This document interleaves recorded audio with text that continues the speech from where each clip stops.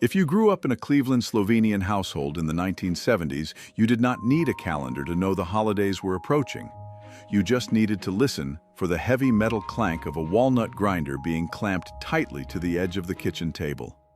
The air would immediately fill with the rich, earthy scent of crushed nuts and flour, signaling that potica was on the way. Right next to that grinder sat an ordinary upside-down drinking glass, waiting to press out perfectly round circles of dough for freshly fried krofi. Today, the bustling sidewalks of St. Clair-Superior and Collinwood have changed completely. Those rhythmic kitchen sounds have faded into silence, replaced by the quiet hum of modern appliances. But before the digital age took over, those wooden two-story houses held a vibrant cultural ecosystem that America will never quite see again. What exactly did we lose when those vibrant working-class rituals disappeared from our neighborhoods? In the next few minutes, we are not just going to look at a dry list of antiques or old photographs. We are going to open the heavy doors of a typical 1970s Slovenian home in Cleveland and step right inside. We will walk down those familiar creaky basement stairs to check on the second kitchen, listen to the vibrant notes of polka music filling the living room, and rediscover 20 specific items that formed the very soul of an entire generation. This is a journey back to a time when life felt a little more intentional, when neighbors truly knew each other, and when our shared heritage was proudly displayed on every single shelf and kitchen counter. To truly understand why these everyday objects mattered so much, we have to remember what Cleveland was like back then. It was a proud city built on sweat and heavy industry. The skies over the local neighborhoods often carried the thick smoke from the mills, and the sidewalks were frequently filled with men returning from exhausting shifts at the factories. These were resilient immigrant families and their children working incredibly hard to carve out a decent life in a demanding world. Back then, there was no digital network to keep everyone instantly updated. Instead, the true lifeline of the entire community rested neatly folded right there on the kitchen table. It was the Ameriška Domovina newspaper. This printed paper was the absolute center of their social universe. While the younger kids might only glance at the local advertisements, the older generation read every single word. It was where the neighborhood found out about upcoming parish picnics, recent weddings, church announcements, and the weekly obituaries. That simple newspaper anchored these hard-working families together, ensuring that even in a massive industrial city, no one was ever truly isolated from their rich cultural roots. Let us step away from the newspaper and walk directly into the true heart of the house, the main kitchen. If you visited on a busy Saturday morning, the very first thing you would notice was the massive kitchen table covered entirely by a pristine white cotton cloth. This was considered absolute sacred ground. It meant your mother or grandmother was meticulously rolling and stretching the pastry dough so incredibly thin that you could practically read the morning news right through it. Every single child from that era vividly remembers creeping too close to the table and hearing the sharp, sudden warning of "Do not touch the dough" echoing across the room. Looking past that flour-dusted table, your eyes would immediately be drawn to the heavy stove, where a colossal speckled granite ware pot sat like an immovable monument.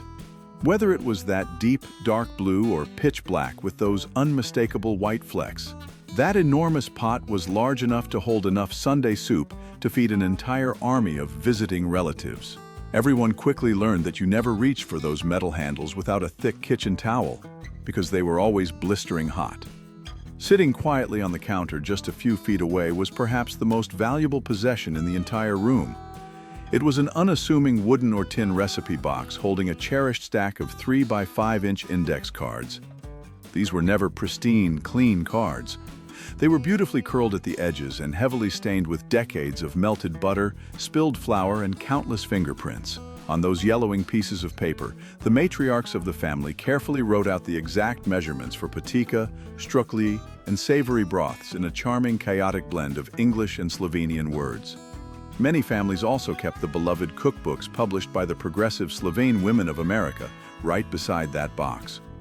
Those handwritten notes and dog-eared pages were the true holy grail of the family, passing down the exact flavors of a distant homeland to a new generation born in Ohio. If you can still perfectly imagine the earthy smell of fresh pastry dough rising in the air, or the comforting sight of that massive speckled granite ware pot sitting proudly on firmly the stove, please hit the like button on this video to help us preserve that beautiful sensory memory forever. While the upstairs kitchen was the brightly lit public heart of the home, the true industrial magic happened down below. If you followed the heavy footsteps down those narrow wooden basement stairs, you would discover a completely different world. Nearly every working-class house in Collinwood or street. Clair had a fully functioning second kitchen hidden away in the basement. This was not a place for entertaining guests with fancy dishes.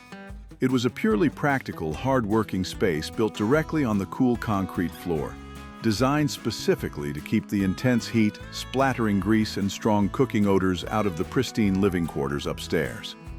It was down here, usually accompanied by the constant low hum of a massive chest freezer, that the genuinely messy work of frying those delicate krofi or boiling enormous batches of sausage actually took place.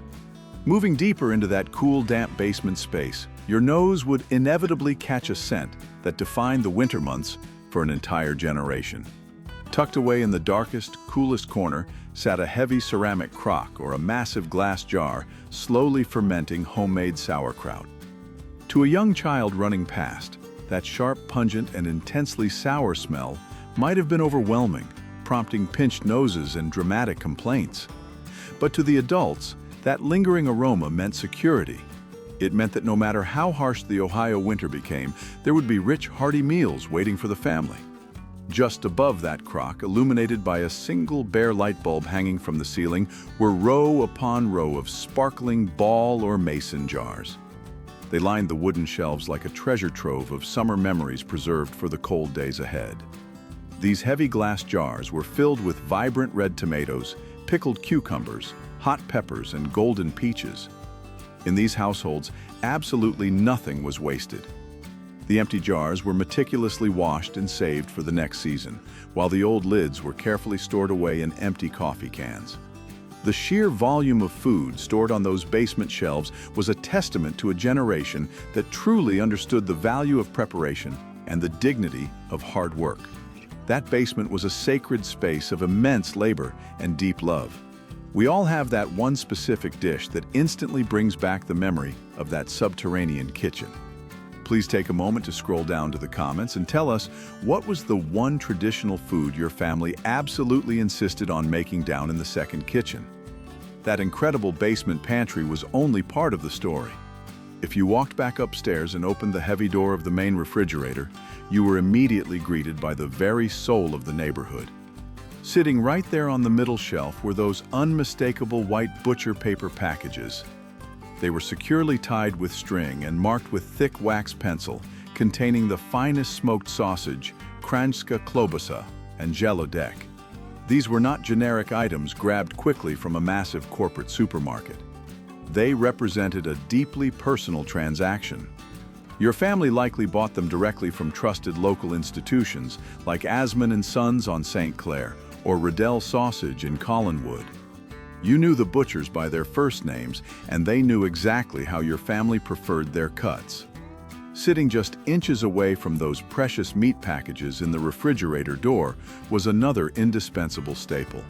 It was a simple, unassuming glass jar of potent hren, or horseradish. Sometimes it sat right next to a bright yellow mustard bottle, but it commanded entirely different respect. The moment you unscrewed that lid, the intensely sharp, eye-watering aroma would hit you instantly.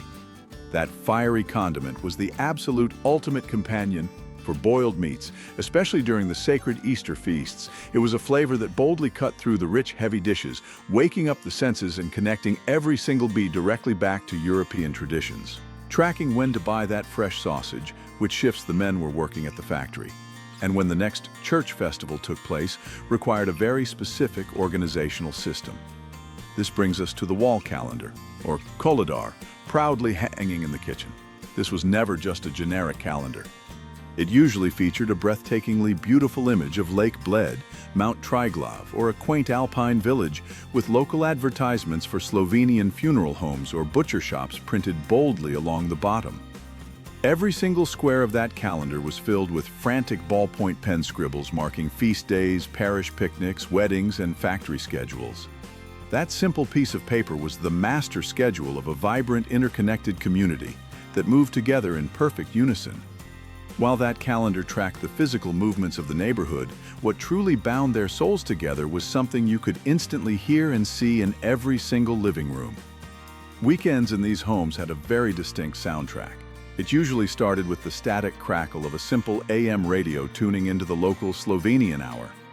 This broadcast was not just background noise. It was a vital stream of birthday wishes, community announcements, and the lively rhythm of polka that made even the most exhausted factory workers tap their feet. Sitting right next to the record player was a worn stack of vinyl albums featuring Frankie Yankovic and local polka bands. The album covers were often frayed at the edges, and many had family names scribbled on the back because these records traveled to every single basement party and wedding. But you did not always need a record player to start a celebration. Tucked away under a bed or in a closet was usually a heavy piano accordion or a button box. The moment an uncle pulled that instrument from its velvet-lined case, the room instantly transformed. The lively notes of Cleveland-style polka would bounce off the walls, erasing the exhaustion of a difficult work week and replacing it with pure, unfiltered joy. Looking up from those spinning records, you would always find the quiet, steady presence of faith watching over the household. A beautifully carved crucifix or a framed picture of the Sacred Heart of Jesus occupied the most prominent wall in the living room or dining area. These were not mere decorations, they were profound declarations of identity and deeply rooted Catholic faith, especially for those belonging to historic parishes like St. Vitus or St. Mary. Tucked carefully behind that wooden cross, you would almost always find a dry, dusty bundle of butari. These blessed bundles of pussy willow and evergreen branches, brought home after Palm Sunday, served as a constant, beautiful bridge between their religious devotion and their enduring Eastern European heritage. These shared sounds and sacred symbols created an unbreakable bond among the residents, forging a community that felt more like one massive extended family. Think of the specific person who used to play that accordion or spin those cherished polka records with you. Please share this video with them right now so you can both step back into that beautiful living room together. That rich tapestry of culture felt like it would endure forever. But time is an uninvited guest. As the late 1980s and 1990s approached, the landscape of the city began to shift. The younger generations, seeking different opportunities, slowly moved outward to the sprawling suburbs.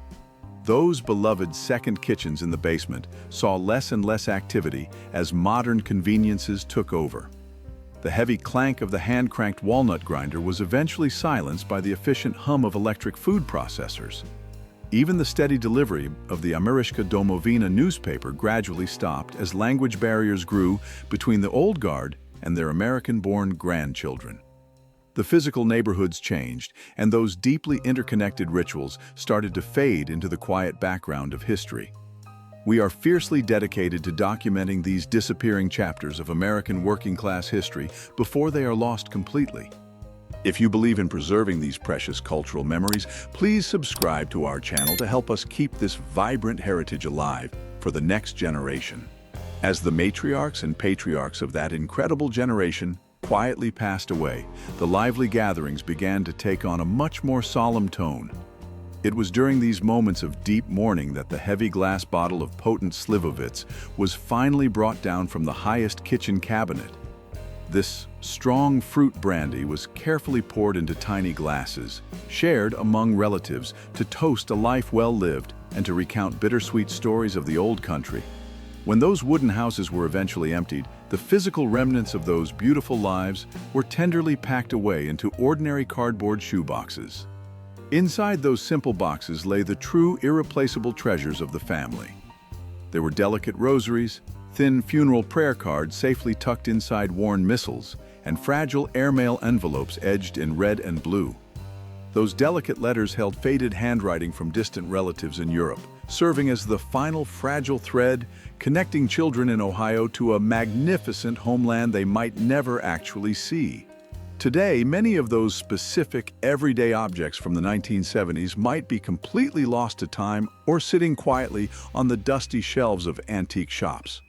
The physical landscape of those historic Cleveland neighborhoods has undeniably transformed forever. However, the profound resilience, the relentless work ethic, and the deep devotion to family that were forged in those basement kitchens still run fiercely through the veins of thousands of Slovenian Americans today. The physical spaces may have vanished, but the psychological legacy remains unbreakable. What crucial item from your own traditional household did we somehow miss on this journey? Please add your unique piece of history to the comments below and help us complete this beautiful tapestry of our shared past.